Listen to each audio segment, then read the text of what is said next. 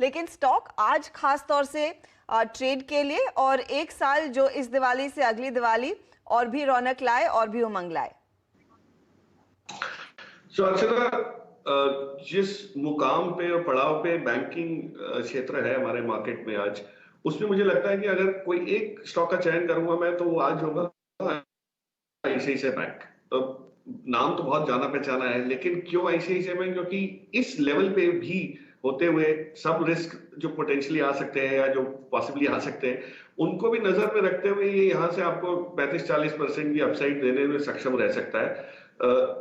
आपने जो एसबीआई के नंबर्स देखे, जो रिटेल लोन की ग्रोथ की वजह से जो आया, जो कॉर्पोरेट साइड में आना बाकी है, कॉस्ट ऑफ फंड जिस हिसाब से अभी भी इन्होंने काबू में रखी, सब पैरामीटर्स अगर आप देखेंगे करके, तो बैंकिंग में अगर मैं बोल रहा हूँ बैंकिंग अच्छा, तो बैंकिंग में ये स्टॉक मुझे लगता है आउट परफॉर्म करने में बहुत कामयाब रह सकता है। यहाँ से 1111 यानी 4-1-1-1-1-4 वाले जो नंबर है वो मेरे उसमें 52 दिन है, अच्छा फिगर भी है, शुभ नंबर भी है।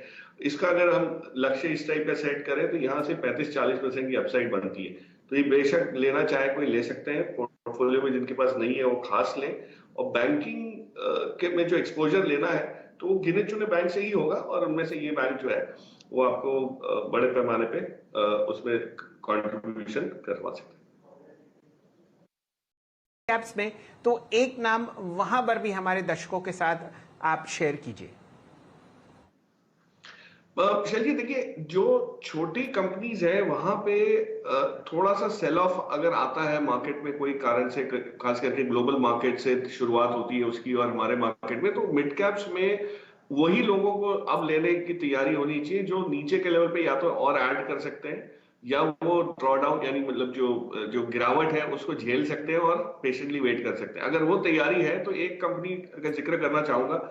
ये कंपनी रिसाइकलिंग बैटरी के जो लेड का कंपोनेंट होता है उसकी रिसाइकलिंग में बहुत एक्टिव है। ग्रेविटा है इसका नाम, जयपुर में हेडक्वार्टर्ड है, बट इनके यूनिट्स तो विश्व भर में है, हिंदुस्तान में भी 4-5 यूनिट्स हैं।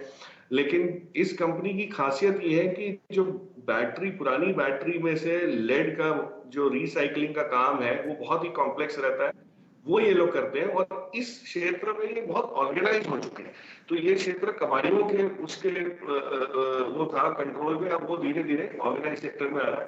तो मार्जिन प्रोफाइल आपको बहुत अट्रैक्टिव नहीं लगेगी, लेकिन जो सस्टेनेबिलिटी और जो ग्रीन इसकी वजह से जो सारा एक प्रचलन जो है इसका रिन्यूएबल्स और ग्रीन एनर्जी की तरफ का, उसकी वजह से इस वाले कंपोनेंट को आप इग्नोर नहीं कर सकते एनवायरनमेंट के जो इम्पैक्ट की वजह से।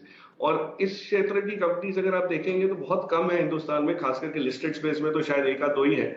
और 1500 करोड़ की मार्केट कैप की कंपनी हाल ही में इसने क्वार्टरली रिटर्न्स जो दिए, पिछले सारे साल का प्रॉफिट 6 महीने में बना चुके हैं। तो इस टाइप की कंपनीज है, लेकिन आपको थोड़ा सा संभल के लेना है, क्योंकि इसमें नीचे भाव गिरता है तो काफी तेज गिरावट भी आ सकती है, लेकिन उससे घबराए ना, आज और बिजनेस इंटैक्ट रहता है। तो अगर कोई छोटी कंपनी लेने की कोई चेष्टा करता है पोर्टफोलियो में, जैसे आपने सही फरमाया निफ्टी के अलावा, तो उसको इसका समावेश उस पोर्टफोलियो में डेफिनेटली किया जा सकता है। ये सुझाव करूंगा। ग्रेविटा इंडिया है इसका नाम। बड़ा रॉ मटेरियल है जिसका इस्तेमाल तो होगा ही। प्रकाश दीवान, मैं उस बड़े इवेंट पर आपकी राय लेना चाह रही हूँ। एचपीबीपी आईओसी ऑयल मार्केटिंग कंपनी आज जो तोहफा मिला है कल देर शाम एक्साइज ड्यूटी कट का, इसका इम्पैक्ट इन कंपनियों पर क्या रहेगा? क्योंकि इन सब में अगर आपने गौर किया होगा जो मार्जिन आए हैं, ग्रॉस रिफाइनिंग मार्जिन उम्मीद से काफी बेहतर हैं। एक्साइज ड्यूटी कट अब सरकार अब्सॉर्ब करेगी और होपफुली जो लोग इतरा रहे थे और कतरा रहे थे ज्यादा तेल भरने से, वो वापस पंप्स पहुंचते हुए दिखाई देंगे। अर्निंग्स पर कुछ खास इंपैक्ट रह सकता है क्या इन कंपनियों के लिए, और आपका व्यू क्या है? अच्छा, फंडामेंटली व्यू पॉजिटिव है, क्योंकि जो डिमांड साइड है उसमें तो कहीं आज आने की कहीं उम्मीद लग नहीं रही है, लेकिन जिस हिसाब से तेल के भाव है, कच्चे तेल के भाव, उस हिसाब से ये होता है कि परसेंटेज बेसिस पे मार्जिन मिलता है इनको। सो ये एड वालों में प्रो रेटेड बेसिस पे होता है, तो उस वजह से इनके फायदे की चीज यही है कि भाव थोड़े से तेज रहते हैं। ये जो एक्साइज ड्यूटी कट है ये तो पास ऑन करना पड़ेगा उपभोक्ता को, तो इसलिए इसकी वजह से कोई मार्जिन इंप्रूवमेंट नहीं होगा। लेकिन ओवरऑल साइकिल जो है वो इतना फेवरेबल है इन सारे रिफाइनर्स और मार्केटर्स के लिए कि खास करके उनके लिए जिनके रिफाइनिंग भी है और मार्केटिंग साइड भी साथ में है, तो वो बैलेंस व्यू जो है उस हिसाब से अगर आप देखें तो मुझे नहीं लगता कोई बीपीसीएल में या आईओसी में या एचपीसीएल किसी में भी कोई टाइप की इस टाइप के स्लो डाउन आपको अर्निंग्स पे दिखेगा। इस पर्टिकुलर इवेंट से इतना फर्क नहीं पड़ेगा, लेकिन ओवरऑल साइकिल जो है वो और भी मजबूत बनता हुआ दिख रहा है।